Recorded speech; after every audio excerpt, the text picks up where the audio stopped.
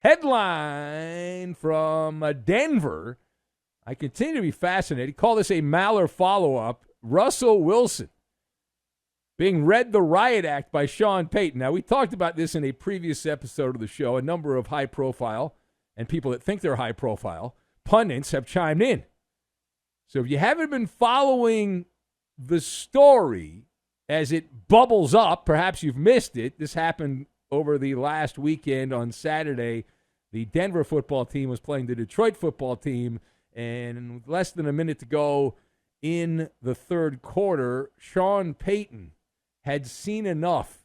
He had had enough of Russell Wilson and was caught on camera, candid camera, screaming at Wilson. Now, we talked about what Payton had said, and he downplayed it and sugarcoated it and heat of the moment and all that stuff. Well, the pundits, as we said, have chimed in, including former Bengal and our colleague here at Fox Sports Radio, TJ Houshmandzadeh, among the loudest voices out there, the former Bengal Houshmandzadeh, thinks the winds of change will be howling in Colorado soon enough. Houshmandzadeh saying that he can't see Russell Wilson lasting much longer in Denver. And he's not alone. He's not alone. Several other name brand former jocks have shared the same theory that Russ is on borrowed time in Denver. So let us discuss the question, is Russell Wilson's lifespan with the Broncos limited? So my thoughts on this, I've got Cinnabon, Curious George, and Pigeon. And we put all of these things together, and we are going to make a Rocky Mountain High is what we're going to make. So, it has been a wacky roller coaster of a season. The Broncos got off to a miserable start. They were lampooned and deserved to be lampooned. We all saw that, right? And Wilson started out like manure. And then he was praised, and Sean Payton was praised. They helped turn the Broncos season around. But now, the reversal of fortune, as Russell Wilson is back to being a beleaguered target. And based on all of the different scenarios, all of the different variables involved in this, Russell Wilson, here's how I would describe Russell Wilson. The analogy is he's like a Cinnabon. He's in a sticky situation, right? Wilson will be placed, I guarantee you, in the flea market this offseason. It's going to happen. Now, has he played well enough that Sean Payton can convince another team to be the greater fool to take the contract? The Maller wheel of speculation, which is never wrong, we spun it earlier, and it stopped at Atlanta, Pittsburgh, Washington, and Tennessee as possibilities for Russell Wilson, circa the hot stove league or the silly season in the NFL. Now, the problem is this, and there's really no way around it. I am a salary cap truther. I'm the cap is cap guy. But Russell Wilson does have 2 years of $76 million left before there is an escape hatch that will open up. There is an escape hatch that will open up. There's an out in the contract in 2026. So he's guaranteed the $76 million over the next couple of years. And if he were to leave in 2026, there's still a bunch of dead cap, but who cares about that? You can work with that. There's ways around that. But they've got to try to find somebody to take that albatross of a contract. And the NFL does not allow transactions that, as far as I know, involve that kind of money. Meaning that if the Broncos would be like, all right, we'll pay half of the $76 million. They do that in basketball.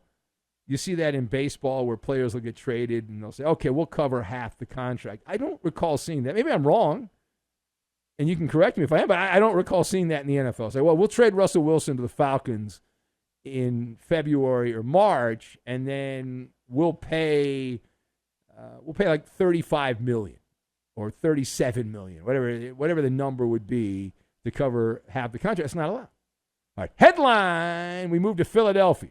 Part 2 of this Maller monologue, digging in to the Eagles' drama-o-rama. We go where the days of our lives story is. And Philly is on fire. Jalen Hurts The words still have legs, as his words have been put under the magnifying glass, as has his play. Life comes at you fast. Jalen Hurts signed the big contract in the offseason, was the darling of the Delaware Valley after the Eagles got to the Super Bowl and blew the lead in the second half, lost to Kansas City. But after the Birds just lost their third straight game, the quote, which is alive and thumping, Jalen Hurts said he does not think that the Eagle football team, his teammates, and his coaches are committed enough. Now that sparked, in the hours after that quote, a lot of finger pointing. And it was mostly directed at the coaching staff. And so we asked the question, do the Jalen Hurts Eagles have a coaching problem? And you can't see me here, but I'm nodding my head.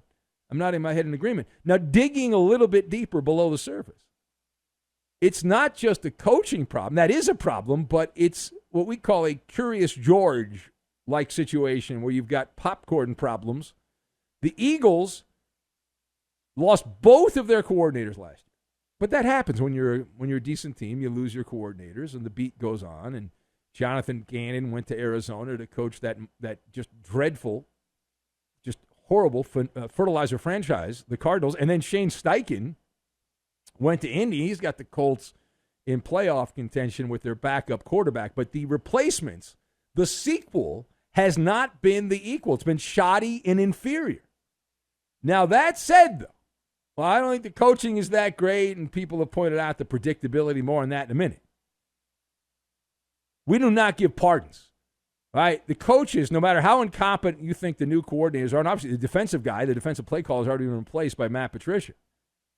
But that's a cop-out, right? Jalen Hurts has, to quote a great hockey coach, John Tortorella, has sucked at a time you cannot suck.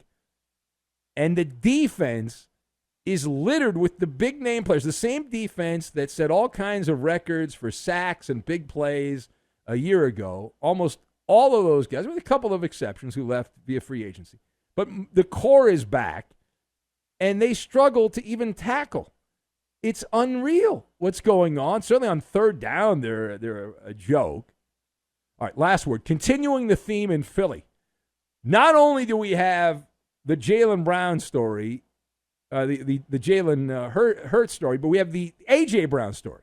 I crossed the streams there. So Jalen Hurts, his quote, which has legs here, questioning the commitment of people in the organization. But A.J. Brown, the wide receiver, his favorite target, he is upset also. He went on a rampage on social media confronting angry Bird fans who have been rocking the nest, who thought that A.J. Brown was guilty of forcing Jalen Hurts to throw in his direction late in the Seahawks loss instead of taking it the easy completion. Because if you look at that play and you microanalyze it, Devontae Smith was open, would have continued the drive for the Eagles, would have given them another opportunity. Now, there has been chatter that A.J. Brown is a bully. Donovan McNabb started that a couple weeks back, that McNabb claimed that Brown is bullying Hurts to force-feed him the various targets and all that. So it appeared also that A.J. Brown is so fed up with the fan, so angry with the Eagle fan, he said, quote, "When I make plays, everyone's happy. But when it's incomplete, it's I'm making him throw me the ball. I get blamed for more blankety blank," that's an obscenity, "than anything. Tired of y'all playing with my character." Close quote. All right, what's your position on A.J. Brown going to war with Eagle fans? So he is playing the victim card. From the bottom of the deck is what he's doing here. Right from the bottom of the deck, and he's wallowing in victimhood. He got paid. He's been a good player, and now he's whining and complaining. And my experience, and I've looked at these stories, these happen quite a bit where players turn on the fans and the fans turn on the player. But for the player to engage in the fan, well, it makes for great talk radio. It is akin to playing chess with a pigeon. If you've ever tried to play chess with a pigeon, it's unwinnable. Right? The pigeon will knock down all the pieces, will then drop some bird turd on the board and then fly back and claim that they won. You can't win. And really, getting a reaction, if you're a fan, is a feather in the cap if you're a Neanderthal Eagle fan. But over the last couple weeks, there have been anonymous quotes that have been circulating claiming to be from inside the Eagle locker room that said the Philly offense is too predictable. And many people following the breadcrumbs back to the locker of A.J. Brown. Now, he denied that he had anything to do with that. Did you expect him to admit it? If you do, you're dumb. The Eagles have gone now in the span of a month from the NFC penthouse to a steaming dump. And now the stove is being cranked up. The good news is they've got the Giants twice so they can feast on cutlets. And then they've got the ugly redheaded stepchildren of the desert there. The Big Red, the Arizona Cardinals, will be visiting Philadelphia. So you should win those games. But if you lose to Mr. Locke in Seattle, methinks you can lose to anyone in the NFL, right? The way the defense plays, they can't stop anyone consistently. So even when the Eagles win, they're winning these games relatively close is how it's going.